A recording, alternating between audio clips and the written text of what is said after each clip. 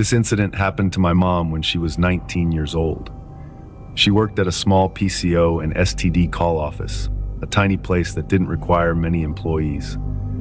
Her boss had his main office connected to the PCO where several employees worked because his main business was real estate. My mom mostly worked alone and started this job during her college vacation. Her shift began in the morning and ended in the evening around 5 or 6 p.m. One day, while she was in the office, a man walked in. He looked like he was in his late 50s, with white hair and a white beard, and was wearing a navy blue shirt. The office had a glass front so you could see in and out. The man came in to use the PCO. After his call, he came up to my mom's desk and started making small talk. He asked if she was related to the boss, and when she said no, he began complimenting her, saying she was very beautiful and seemed educated. He then mentioned that she didn't need to work in such a small office and claimed he could easily get her a job at a popular bank nearby, as he had some connections there. He introduced himself and told her to bring her resume to his home to discuss her education and job prospects further. My mom felt uneasy about going to his house, but he mentioned his sick father and a servant who took care of the house and his father. He claimed his house was right across the road, in a relatively new building where mostly wealthy people lived. Trusting him, she agreed to meet him after her shift ended. Before leaving, he gave her his telephone number and advised her not to tell anyone at the office about their conversation. This seemed reasonable to my mom, as she didn't want her boss to think she was planning to leave. That evening, after her shift, my mom crossed the road and entered the building compound to meet the man. She saw him standing next to a middle-aged woman with 2 kids in school uniforms, likely just back from school. At first, she wasn't sure if it was the same man because his hair and beard were now dyed black, and he was wearing a t-shirt, but then he waved at my mom when he noticed her. The man introduced my mom to the woman, and their interaction seemed very friendly, making my mom think the woman was his wife and the kids were his. They walked inside the building, and the man asked my mom to follow them. They all got into the elevator together, and while the man pressed the button for his floor, my mom didn't notice which button the woman pressed. When the elevator stopped on the 5th or 4th floor, the woman and the kids got out. My mom thought this was their floor and started to step out too, but the woman chuckled and told her it wasn't. The man remained inside the elevator, and my mom realized the woman wasn't his wife, so she quickly got back inside. In the elevator, the man mentioned he worked in Dubai and mostly stayed out of the country because of his job. When they finally reached the 9th floor where the man lived, he stepped out first, and my mom followed. She saw 2 or 3 kids playing in the square-shaped corridor with 2 doors on either side and the elevator and staircase in the middle. The man walked to the door closest to the elevator, unlocked it, and invited my mom inside. She noticed the kids still playing in the corridor. Inside, the living room was clean with white walls, an L-shaped sofa, a TV, a teapot with a cold drink bottle, and a packet of hair dye with a brush, as if he had just colored his hair. The man asked if she minded him closing the door, but my mom, while being respectful, asked him to keep it open. He complied. He then offered to show her the house before discussing the job. She agreed, and he led her through a doorway beside the sofa into a small passage.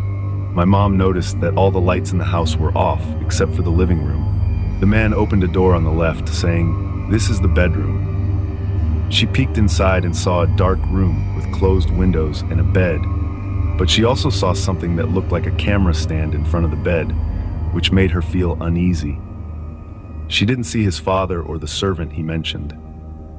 When she asked about his father, he told her that he was out to see the doctor with the servant, which was strange because if he knew his dad wouldn't be around that evening, why did he tell my mom otherwise? Feeling scared, she suggested they discuss the job now and walked back to the living room without completing the house tour. The man brought a chair from inside and sat in front of her. He asked my mom if she would like to have the cold drink that was in the teapot. She said no, but he insisted and went inside with the cold drink bottle, maybe to the kitchen, while still talking about random stuff, like whether my mom liked his house. He came out with 2 glasses of cold drink in his hands and asked my mom to have them. She took the glass, but did not drink from it. He even asked her to take a sip, but she said she would drink it later, which she never did. After that, he started talking about his job in Dubai, where he claimed to live in a much bigger flat. He mentioned how strict the laws were there, but my mom wasn't paying much attention. She was still trying to process the situation and her growing unease. Suddenly, while talking about Dubai, he grabbed my mom's hand to demonstrate how they would cut off a thief's arm. This unnecessary touch scared her, and she realized she was in danger. She prayed silently for a way out. The man stood up and moved towards the door while talking about his Dubai flat's automatic door. My mom wanted to leave, but he was standing close to the door, ready to close it if she tried to escape. And the kids wouldn't have noticed because they were so busy playing, and also they were just kids. At that moment, she realized she had made a huge mistake by coming to this man's place, but she thought it was too late now. But then something unexpected happened. The two closed doors on the other side of the corridor opened, and two women, probably the mothers of the kids playing outside, stepped out and started calling their children. When they noticed each other, they stepped out of their doorsteps and began chatting near the man's door. This distraction gave my mom a chance to escape because the woman caught the man off guard, and maybe they saw my mom too. She quickly stepped out of the flat, saying, "I am getting late and I need to get home on time or my mom will kill me." She didn't even wait for the elevator and took the stairs instead. The man tried to stop her, but she told him she would meet him the next day, which was a lie. When my mom finally reached home, she decided not to escalate the situation and kept it to herself. The next day, she was scared to go to work but did. Her boss, who usually stayed in his cabin, unexpectedly came to her and asked if she had met the man from the day before. She admitted she had, and he asked if the man did anything inappropriate. She said no. After a few more questions, her boss warned her to stay away from him, saying he was not a nice man and she shouldn't go with him or visit his place. My mom agreed. She still doesn't know how her boss knew about the incident or if he knew the man personally. Nothing unusual happened during her shift, but later, as she was returning home, she saw the man standing outside his building, seemingly waiting for her. She managed to avoid him, but he noticed her and sent his servant to stop her because he was not fast enough. The servant tried to convince her to talk to the man again, but my mom refused and got into a taxi. She decided to leave the job since her vacation was ending soon anyway. A few years later, she read in the newspaper about an old man in his 60s arrested in another city for drugging and sexually assaulting a girl. He had a history of similar crimes, including inappropriately recording his victims to blackmail them. It was the same man. When she realized that all his victims were my mom's age, early 20s, she was terrified, but never told anyone until after she married my dad. She shared this story with me just last year, still considering herself lucky that those women appeared that day, saving her from a similar fate. Before we dive into the next story, if you're visiting our channel for the first time, don't forget to hit the subscribe button and turn on the bell icon to stay updated with our upcoming scary stories. Your support means the world to us, so please share these stories with your friends and family. Thanks.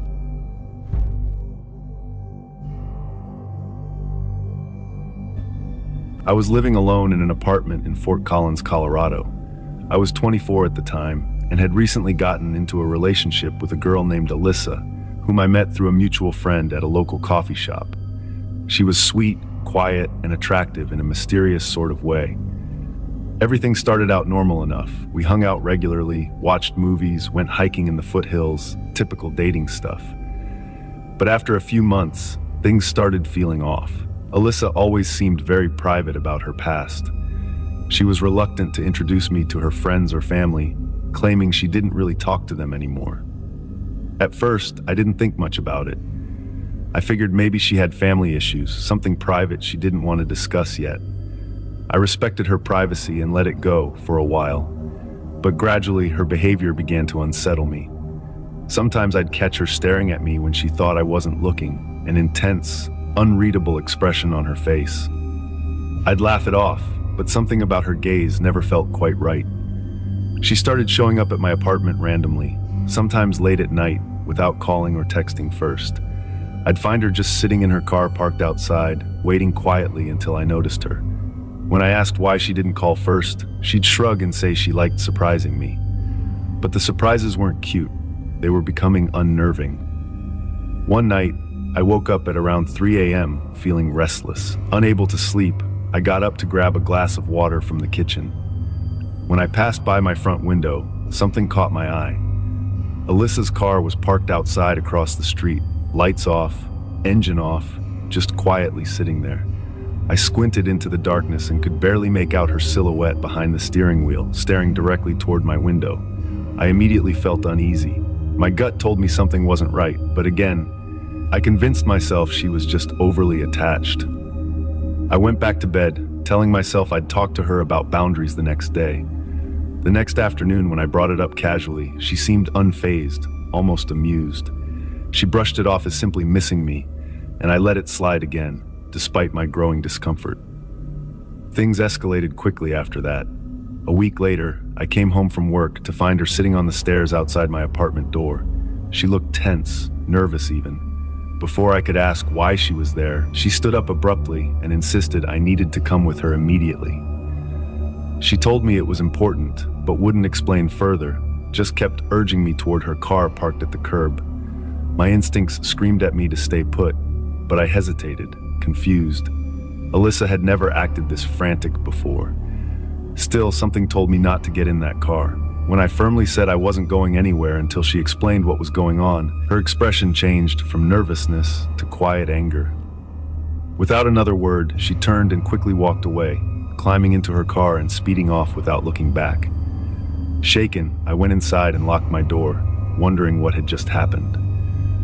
After that bizarre encounter, I finally admitted to myself that I needed some space from Alyssa. But before I could bring it up to her, I received a strange text message from an unknown number 2 days later. It simply said, "Stay away from Alyssa. She's not who you think she is." My heart began pounding. I immediately replied, asking who it was, but I never received a response. Feeling increasingly anxious, I tried calling Alyssa, but her phone went straight to voicemail.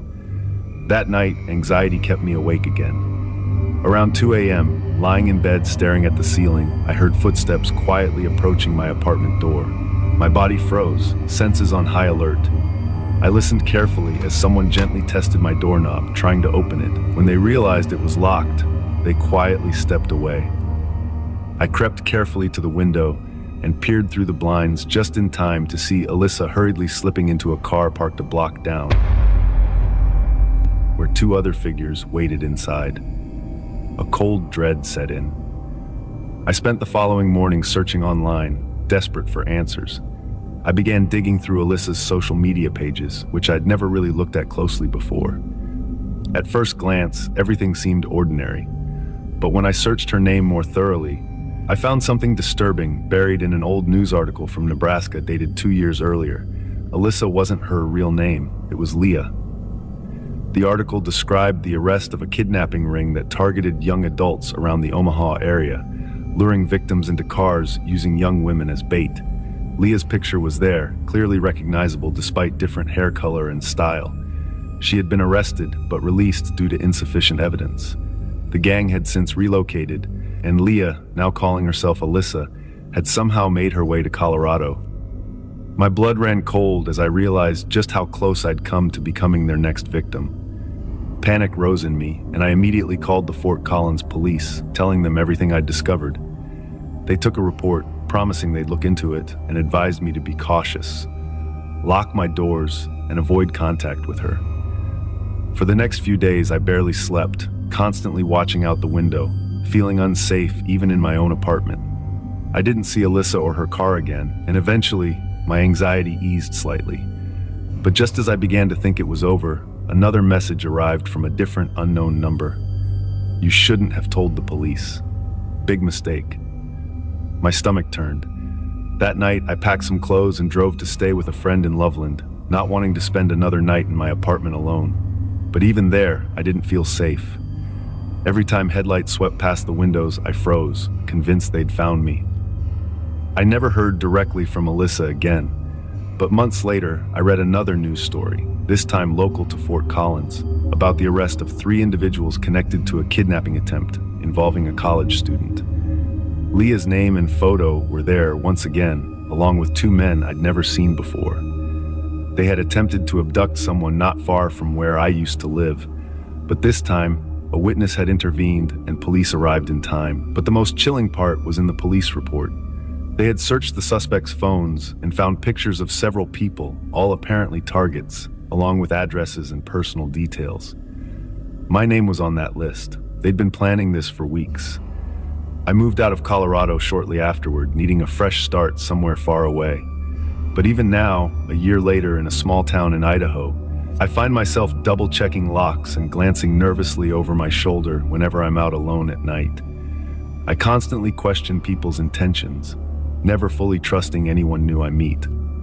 Because the truth is, even though Leah, or Alyssa, or whatever she called herself, is behind bars now, the terror of knowing I was moments away from vanishing without a trace has never faded.